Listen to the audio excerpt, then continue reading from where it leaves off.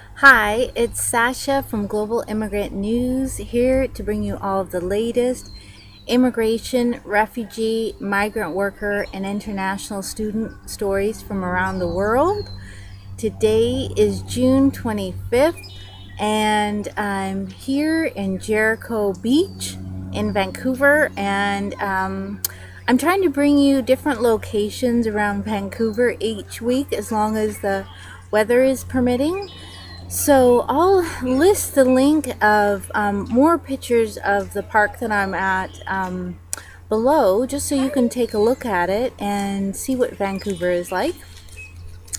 First up in the news was last week was the National Refugee Conference here in Vancouver, and I was privileged enough to attend.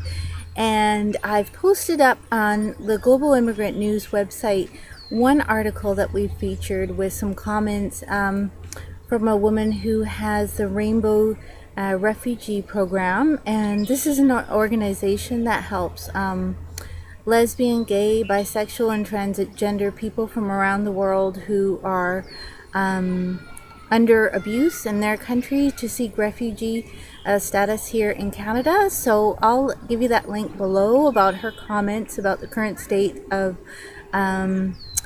the Refugee Act here in Canada.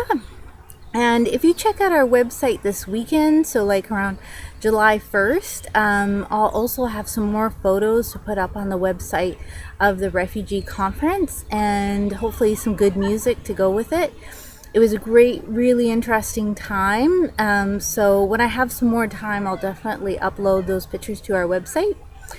And speaking of refugees, I came across a really interesting article about refugees who have been fleeing Mali and how they have, in particular, had to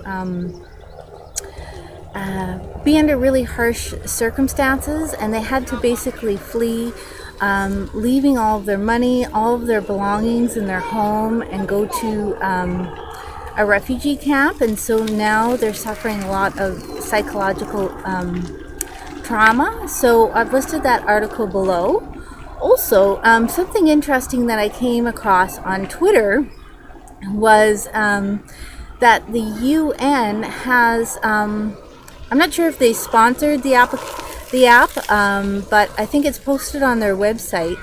And the app is really interesting because it basically provides you with an example of what it would be like to be a refugee and the different choices that you would have to make if you were in that situation. So I've listed that link below so you can check that app out and tell me what you think about that and if you think it's a good app or not. Also,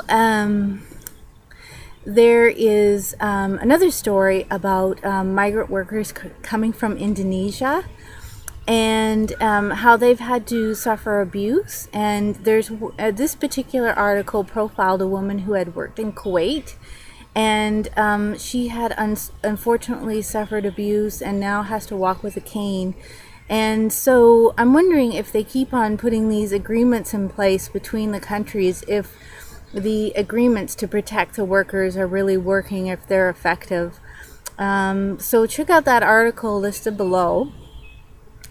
And lastly, in the United States, just today on June 25th, it looks like the Arizona immigration laws may have some changes made to them, much needed changes. And so this is definitely a step in the right direction. So you can check that out. That's a story that will be evolving for sure as the election continues down the road.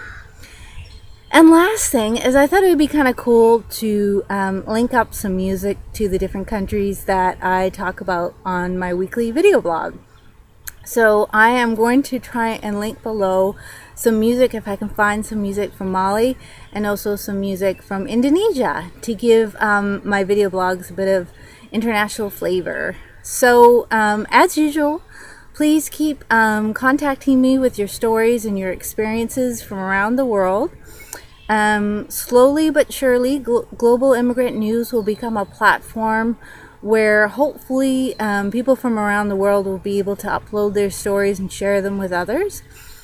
And also, I've spoken with this week some really amazing people around the globe and invited them to write some articles for Global Immigrant News. So it's good news all around, and check back with us in 1 week. I'll have more news for you around the world then.